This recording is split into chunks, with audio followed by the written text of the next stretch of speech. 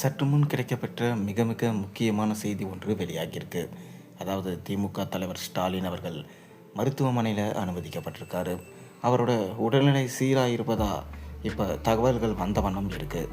ஆனாலும் அவரால் பிரச்சாரத்துக்கு போக முடியாதாம். இதனால் திமுக தலைவர் ஸ்டாலின் நினச்சி கண்ணீர் விட்டு அழுதிருக்காங்க துர்கா ஸ்டாலின்.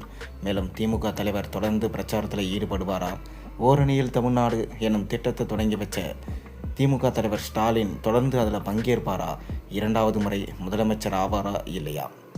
அதாவது திமுக தலைவர் ஸ்டாலின் நேற்று அதிகாலையில் வாக்கிங் போயிட்டுருக்கும்போது திடீரென லேசாக மயக்கம் வந்ததுனால அவர் மருத்துவமனையில் அனுமதிக்கப்பட்டிருந்தார்.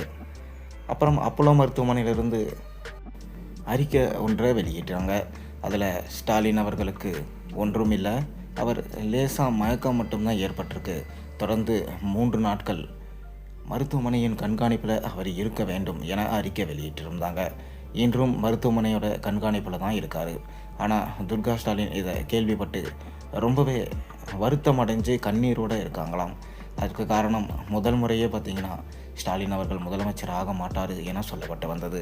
மேலும் அவங்க தான் கோவிலாக சென்று ஸ்டாலின் அவர்களை முதலமைச்சர் ஆக்க வேண்டும் என வேண்டி கடைசியில் ஸ்டாலினும் முதலமைச்சர் ஆனார்.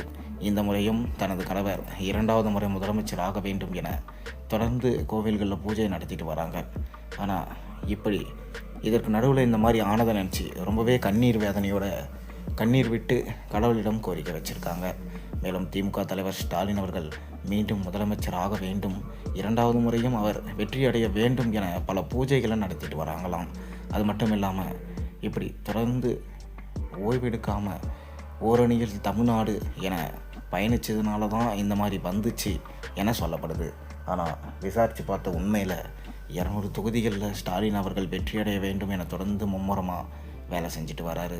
ஆனால் எடப்பாடி பழனிசாமி அவர்களோ 210 தொகுதிகளில் அதிமுக வெற்றியடையும், கண்டிப்பாக திமுக எதிர்க்கட்சி தலைவரோட அந்தஸ்து கூட கிடைக்காது, இந்த முறை அவங்க 30 தொகுதிகள் கூட ஜெயிக்க மாட்டாங்க என சொன்னதை கேட்டு ஸ்டாலின் அவர்களுக்கு தலையில் இடியே விழுந்த மாதிரி ஆகிட்டு போயிடுச்சு.